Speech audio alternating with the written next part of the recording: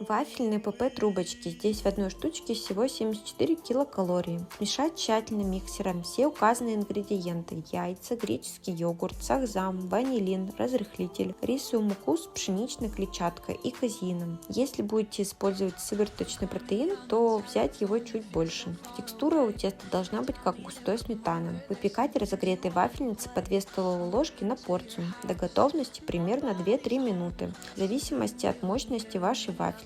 После выпекания сразу свернуть трубочку, чтобы она приняла форму. Начинка здесь может подойти любая, на ваше усмотрение.